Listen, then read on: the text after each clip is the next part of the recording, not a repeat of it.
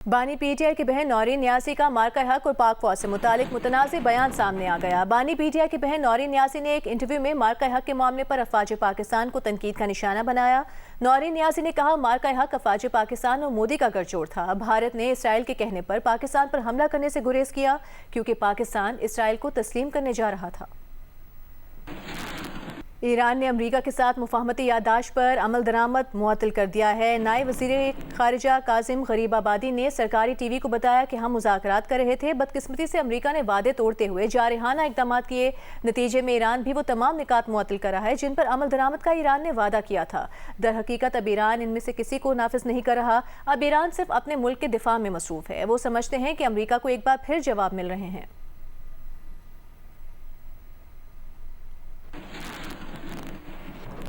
ایرانی وزارت صحت کے مطابق جنگ بندی کے بعد شروع ہونے والے امریکی حملوں میں گزشتہ روز 12 ایرانی شہید ہوئے۔ اس عرصے میں امریکی حملوں کا نشانہ بن کر جاں بحق ایرانیوں کی تعداد 50 ہو گئی ہے۔ 500 افراد زخمی ہوئے ہیں۔ وزارت کے ترجمان حسین کرمان پور کے مطابق رواں حملوں میں شہید ایرانیوں میں 5 خواتین اور 2 بچے بھی شامل ہیں۔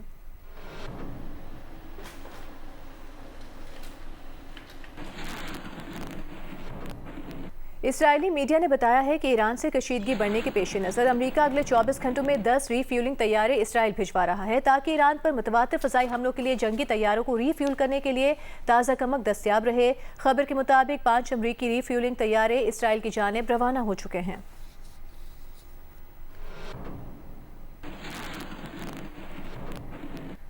ایرانی صوبے ہرمزگان پر امریکی حملوں میں بندر عباس اور حاجی آباد میں مواصلات کا نظام متاثر ہوا ہے۔ صوبے کے chief of communications and information technology نے بتایا کہ امریکی حملوں سے 116 ٹیلی کمیونیکیشن ٹاور نشانہ بنے۔ نتیجے میں فکس لائن ٹیلی فونز، موبائل فون اور انٹرنیٹ سروس متاثر ہوئی ہے۔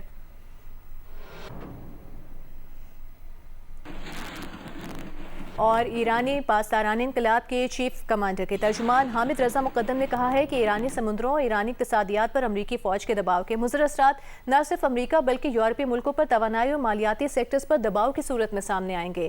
ایرانی خبر ایجنسی تسنیم کے مطابق مقدم فر نے کہا کہ آبنائے ہرمز اور باب المندب 2 انتہائی اہم اور حساس راستے ہیں جن کا اثر عالمی توانائی، تجارت اور طاقت کے توازن پر پڑے گا۔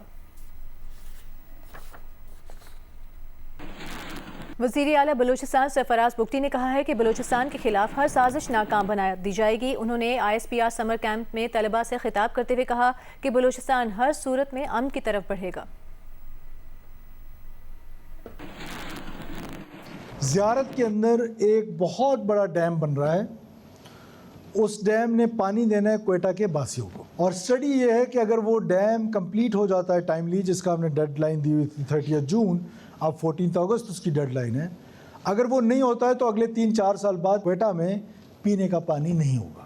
سچ اے وائٹل پروگرام، 20 ارب روپے کا ڈیم ہے، اس کی سیکورٹی کے لیے ایک پمپنگ سٹیشن کے لیے جاتی ہے پولیس، اور وہاں پر پولیس پہ حملہ ہوتا ہے تو دیور 30+ پولیس مین جو وہاں پر تھے، and they fought like lines.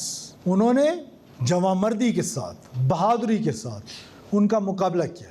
جب فورس ان کو ری انفورس کرنے کے لیے گئے، وہ راستے میں ایمبوش ہوئی، جس کے لیے ہم نے ایک جوڈیشل کمیشن کا بھی دھرنے میں وہ ہوا، وہ ہم نے بنا دیا۔ وہ ساری چیزیں آپ کے سامنے انشاءاللہ تعالیٰ آ جائیں گی، جو بھی فیکٹس ہوں گے وہ قوم کے سامنے آنے چاہیے۔ لیکن اس میں جو سب سے انفارچونیٹ پارٹ ہے کہ ایک طرف سے تو وہ اسٹیٹ پہ حملہ آور ہوتے ہیں، معصوم شہریوں کو شہید کرتے ہیں، معصوم پولیس مین کو شہید کرتے ہیں، اور پھر بدقسمتی ہماری دیکھیں کچھ پولیٹیکل لیڈرشپ ہے، انہوں نے پشتون یوتھ کو یہ بتانا شروع کر دیا کہ یہ جو حملہ ہوا یہ تو آپ کے اپنے لوگوں نے کیا، قتل بھی میں ہوں، قتل بھی میرے بچے ہوں، شہید بھی میرے بچے ہوں، میرے پولیس مین ہوں، اور الزام بھی میری ریاست پر ہو۔ اتنی بڑی سازش ہے یہ ریاست پاکستان کے خلاف، منظم سازش کہ یوتھ کو یہ ڈس انٹیگریٹ کرنے کی۔ خدا را پلیز تحقیقات کر لیں۔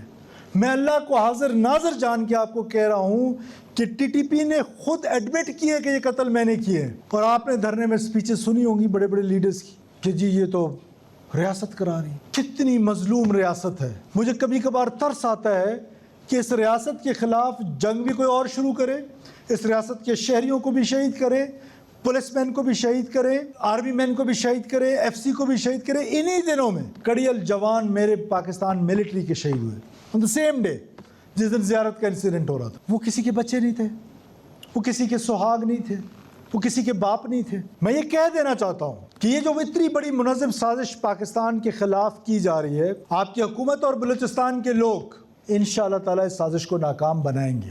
یہ نہیں ہو سکتا ہے کہ شہید بھی ہم ہوں, بے دردی سے قتل بھی ہمیں کیا جائے, اور یہ اپنی پولیٹکس کے لیے, اپنے پولیٹیکل گولز کے لیے, اور میں کسی پہ الزام نہیں لگانا چاہتا ہوں, لیکن یہ بات سچ ہے کہ وہ ہماری یوتھ کو پلوٹ کر رہے ہیں اور آرگنائزڈ انداز میں کر رہے ہیں. میں قربان جاؤں ان شہداء پہ جو بہادری کے ساتھ لڑتے رہے اور انہیں جام شہادت نوش کیا, اور مجھے یقین ہے کہ وہ رسول اللہ صلی اللہ علیہ وسلم کی شفاعت میں اٹھیں گے.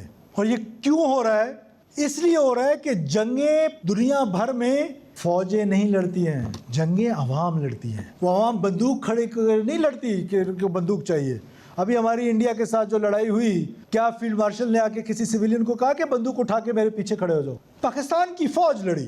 فیلڈ مارشل کی دلیرانہ قیادت سے لے کر آخری سپاہی تک, they fought the Indians and they taught them a lesson کہ don't even dare do this again in Pakistan. تو کون لڑا؟ لیکن پوری قوم ان کے پیچھے کھڑی ہو جاتی ہے کہ انسرجنٹس کو کیا چاہیے, ریکروٹمنٹ اور لاجسٹک. تیسری چیز کہ جو فورسز ان کے اگینسٹ لڑ رہی ہیں ان کو ملائن کریں, ان کو بدنام کریں. And this is what we have done in 7 days, in 8 days, every night. But despite all this, what we have done, we went to our Shoda's families. We went to the political parties. We still believe in dialogue. We resolved this issue through dialogue. And I must thank them all. جو لواحقین ہے شہداء کے, جو political parties ہے, ہم نے dialogue کا پروسیس کیا. لیکن those who took arms against state of Pakistan, اور وہ آپ سے بات کرنے کے لیے بھی تیار نہیں ہیں کیونکہ ان کا ایمبیشن جو ہے وہ جو کبھی پورا نہیں ہونے والا, بلوچ کو ایک لاحاصل جنگ میں ڈالا گیا ہے کہ ہم آزادی لے لیں گے. یہ نیوکلیئر سٹیٹ سے آزادی لینا بہت مشکل کام ہے. اتنی آرگنائز فورس جس کے اماں پہ تم لڑ رہے تھے 9 مئی کو, اس کو تو آپ نے دیکھ لیا کہ اس کا حشر کیا ہوا. اور دنیا میں مجھے بتا دیں کوئی ون آڈ ایگزامپل کہ کہیں پر انسرجنٹس کے ساتھ کسی نے مذاکرات کیے ہوں. Pakistan as a nation state and as a brilliant youth sitting in front of me, our future is a progressive Pakistan, ایک ایسا پاکستان کہ جہاں پر ہر شخص آزادی کے ساتھ اپنی زندگی گزار سکے. اور وائلنس کا جو خوف ہے, جو ہی پاکستان ٹیک آف کرتا ہے ان کی پراکسیز جو ہیں وہ آ کے پاکستان کے اوپر حملہ آور ہوتے ہیں. اور را فنڈڈ لشکر ہیں, چاہے ٹی ٹی پی ہو, چاہے بی ایل اے ہو, چاہے کوئی اور تنظیم ہو, سب کی نانی ایک ہے, اس کا نام را ہے. وہیں سے ان کو فنڈنگ ہو رہی ہے, وہیں سے ان کو ٹریننگ ہو رہی ہے, افغانستان کی سرزمین استعمال ہو رہی ہے. میں یہ بار بار کہتا ہوں کہ افغانستان نے کی جو انٹرم گورنمنٹ ہے, they promised to the world in Doha agreement کہ their land will be not utilized against any state. But in our case, our terrorists have state patronage in Afghanistan. اور افغانستان کے اندر سے وہ ہمارے اوپر حملہ آور ہوتے ہیں. اور مجھے پورا کامل بھروسہ, کامل یقین, کامل ایمان ہے کہ سیکورٹی فورسز کے اندر, آپ کی گورنمنٹ کے اندر ول بھی ہے, کیپیسٹی بھی ہے, کیپیبلٹی بھی ہے. You will see the change. آپ دیکھیں گے کہ انشاءاللہ تعالیٰ بلوچستان میں جو ہے وہ امن آئے گا, بلوچستان امن کی طرف بڑھے گا. کسی کا باپ نہیں روک سکتا بلوچستان کو امن کی طرف بڑھنے سے انشاءاللہ. اور یہ جو خواب ہے, یہ جو سو کالڈ خواب ہے کہ ہم جناب وائلنس کے زور پہ پاکستان کو توڑ دیں گے, احمقوں کی جنت میں رہتے ہیں. پاکستان تا قیامت رہنے کے لیے ہے. پاکستان اور بلوچستان لازم و ملزوم ہیں. بلوچستان کے بغیر پاکستان کچھ نہیں, پاکستان کے بغیر بلوچستان کچھ نہیں. سینئر وزیر پنجاب مریم اورنگزیب گوجر خان میں اس وقت عوامی اجتماع سے خطاب کر رہی ہیں. غازیوں کو اور بہادر فوجیوں کو سلام پیش کرتے ہیں.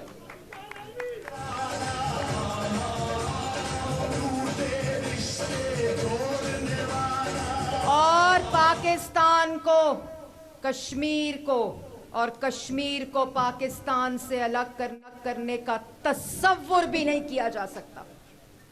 اور اسی طرح میرے بھائیوں, جیسے میں نے آپ کو کہا کہ جب میاں نواز شریف کو توفیق ملی बतौर वज़ीर आज़म उन्होंने पाकिस्तान की तरक्की के साथ कश्मीर की तरक्की की। इसी तरह वज़ीर आज़म शहबाज शरीफ साहब 100 बिलियन के मंसूबे इस वक्त कश्मीर में फ़ंड देकर इम्प्लीमेंट हो रहे हैं, चाहे वो हस्पताल हों, चाहे वो स्कूल हों, चाहे वो सड़कों का जाल हो। नवाज शरीफ की तरह शहबाज शरीफ साहब भी उसी सफ़र के ऊपर गामज़न हैं।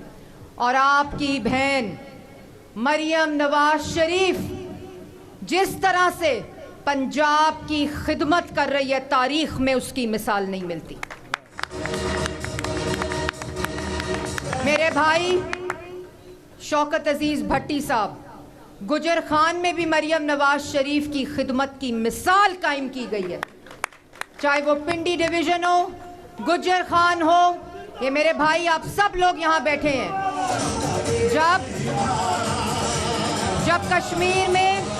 जब कश्मीर में दूसरी जमात के लोग, आज पाकिस्तान में हर सूबे में एक मुख्तलिफ हुकूमत है, आप सबके पास मौका है अवाम की खिदमत करने को। तो मेरे भाइयों, मेरे कश्मीर के नौजवानों, मेरे कश्मीर के बुजुर्गों, मेरे कश्मीर की बहनों, आपके पास जो भी वोट मांगने आए, आप पहला सवाल उनसे पूछना अपने सूबे में क्या करके आए हो। जहां अल्लाह ताला ने आपको तौफीक दी हुई है वहां अवाम की खिदमत क्या की है। और हम आपको बताएंगे कि आपकी बहन मरियम नवाज शरीफ साहिबा ने अगर कश्मीर में फील्ड हॉस्पिटल और क्लिनिक ऑन व्हील्स चाहिए मरियम नवाज के, तो फिर कश्मीर के लोग सिर्फ शेर को वोट देंगे।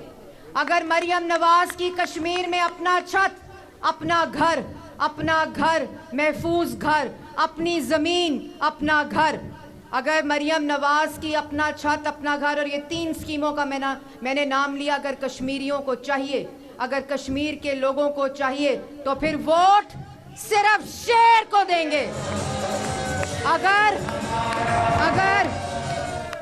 अगर पंजाब की तरह मेडिकल डिस्ट्रिक्ट चाहिए, अस्पतालों का जाल चाहिए, मरियम नवाज की कैथ लैब्स चाहिए, मरियम नवाज के फील्ड हॉस्पिटल्स चाहिए, मरियम नवाज जैसे नवाज शरीफ कैंसर हॉस्पिटल चाहिए, मरियम नवाज शरीफ जैसे कार्डियोलॉजी सेंटर चाहिए, मरियम नवाज जैसे BHU चाहिए, मरियम नवाज जैसे RHC चाहिए, मरियम नवाज जैसे THQ चाहिए, मरियम नवाज जैसे DHQ चाहिए। सीनियर वज़ीर पंजाब मरियम औरंगज़ेब गोजर खान में अवामी इज्तिमा से खिताब कर रही हैं।